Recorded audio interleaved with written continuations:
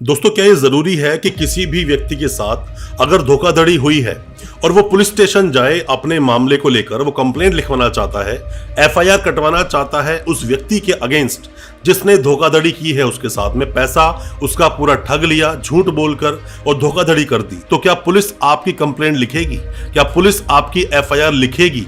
दोस्तों, ऐसा बिल्कुल जरूरी नहीं। बेशक सुप्रीम कोर्ट की गाइडलाइंस हैं, सुप्रीम कोर्ट ने जजमेंट दिया ललिता कुमारी वाला, बट इसके बावजूद भी पुलिस आपकी एफआईआर लिखती नहीं है। वो क्यों नहीं लिखती है? वो पुख्ता सबूत मांगते हैं, और पुख्ता सबूत मांगते भी हैं तो कई बार ऐसा भी होता है कि जिसके अगेंस्ट आप एफआईआर कटवाने गए वो एक रसूखदार व्यक्ति था। 420 में एफआईआर कटवाना एक तरह से एक पूरी महाभारत हो जाती है किसी व्यक्ति के लिए, बट वो एफआईआर नहीं कटवाता और फिर जाना पड़ता है उसे कोर्ट का सहारा लेता है, 56(3) में जाता है, वकील साहब का सहारा लेकर फिर जाकर उसकी एफआईआर दर्ज होती है। नमस्कार दोस्तों, फिर एक बार स्वागत करता हूं आप सभी का अपने इस YouTube चैनल पर जिसका नाम है क्रिमिनल प्रैक्टिस, और मेरा नाम है वीरेंद्र वर्मा। जैसा कि आप सभी जानते हैं, हम चीटिंग एंड फॉर्जरी जैसे संगीन केसेस पर डिस्कस करते हैं अपने इस चैनल पर और आपको बताते हैं आपके कानूनी अधिकार। अगर आपका भी नाम आया है किसी भी तरह के चीटिंग या फॉर्जरी जैसे संगीन केसेस में, तो हो सकता है कि ये वीडियो आपके बहुत काम का हो, इसलिए वीडियो को अंत तक पूरा देखें। धोखाधड़ी बहुत तरह से हो सकती है दोस्तों। धोखाधड़ी 1 रुपये से लेकर 1000 करोड़ तक, लाखों करोड़ तक, हजारों करोड़ तक हो सकती है। डिपेंड करता है मामला क्या है। जैसा मामला होता है, जितने की धोखाधड़ी की जाती है, उस तरीके से ही उसको टैकल भी किया जाता है।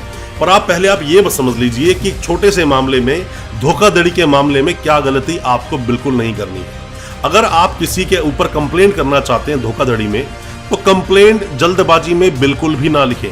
जल्दबाजी में आप कंप्लेंट लिख लेंगे, जाकर पुलिस स्टेशन में दे देंगे, उसके बाद वो उस पर कोई एक्शन नहीं करेंगे। बेशक से आप कंप्लेंट को जाकर रिसीव करा लें, जल्दी से एक्शन करेंगे नहीं। हालांकि दोस्तों, ललिता कुमारी वाला एक जजमेंट आया जिसके अंदर की ये बताया गया कि जितने भी मामले सीरियस नेचर के, सीरियस अपराध हों और जिसमें एफआईआर काटी जानी चाहिए, उन मामलों में एफआईआर काटनी चाहिए पुलिस को।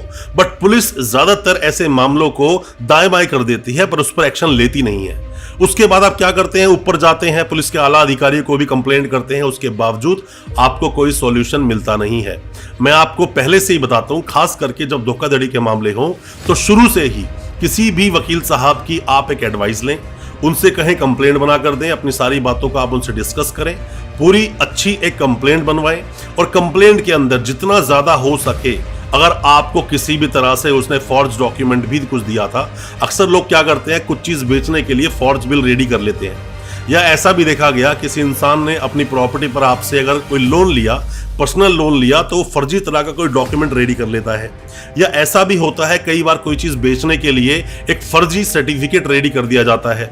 ऐसे मामलों में 467, 468 भी पिक्चर में आता है, जिसमें कि लाइफ टाइम इम्प्रिजनमेंट का प्रावधान होता है। और अगर वही धोखाधड़ी आपके साथ अगर ऑनलाइन तरीके से हुई है, तो वहां 66C और 66D भी आ जाता है। और 2 से ज्यादा लोग अगर उसके अंदर हैं, 2 या 2 से ज्यादा लोग अगर उस केस के अंदर इन्वॉल्व हैं, तो वहां 120B भी लगेगा। आपको करना क्या है? आप सिंपल पहले ये समझ लीजिए, आप गए पुलिस स्टेशन में कंप्लेंट कराने के लिए, पुलिस आपकी कंप्लेंट को एक्सेप्ट बिल्कुल नहीं करती है। और ऐसा होता है, आपकी पुलिस कंप्लेंट एक्सेप्ट करेगी नहीं धोखाधड़ी में, आपको 156(3) का सहारा लेना ही होगा, आपको वकील साहब के पास जाना ही होगा। और अगर ऐसा है तो आप क्यों नहीं शुरू से ही एडवाइस ले लेते हैं, क्योंकि आपके वकील साहब आपको एक ऐसी बहुत जोरदार और बहुत स्ट्रांग एक कंप्लेंट बनाकर दे सकते हैं जिसमें एफआईआर दर्ज उस व्यक्ति के अगेंस्ट होगी ही होगी। और अगर पुलिस ने आपके बार बार कहने पर भी अगर एफआईआर दर्ज नहीं की है, तो आपको सीधा कोर्ट का सहारा तो आपको लेना ही चाहिए।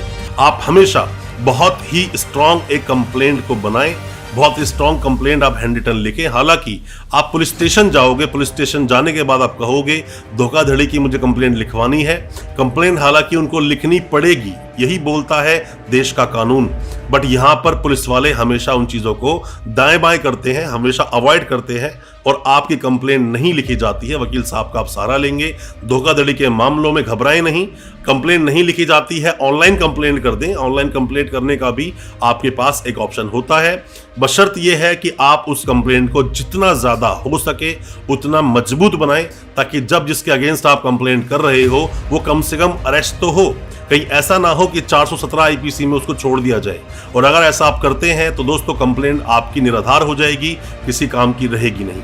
आप कोई भी किसी भी तरह की मदद चाहते हैं, हेल्प चाहते हैं, कुछ जानना चाहते हैं अपने केस के बारे में, आप कमेंट बॉक्स में अपना सवाल पूछें और अपने केस के बारे में कोई डिस्कशन चाहते हैं आप हमें व्हाट्सएप कर सकते हैं, हम आपको उसके रिप्लाई जरूर करेंगे। दोस्तों अच्छा लगा आज का वीडियो, हमारी वीडियो को ज्यादा से ज्यादा अपने दोस्तों परिजन परिवार में शेयर करें ताकि वो भी अपने आप कानूनी जानकार बना सके और हमारे चैनल को अभी सब्सक्राइब करें, साथ में लगा बेल आइकन जरूर दबा दें ताकि इसी तरह की लीगल अवेयरनेस की वीडियोस हम आपके लेकर आ सके सबसे पहले। बहुत बहुत शुक्रिया दोस्तों, धन्यवाद हमारे इस वीडियो के साथ बने रहने के लिए।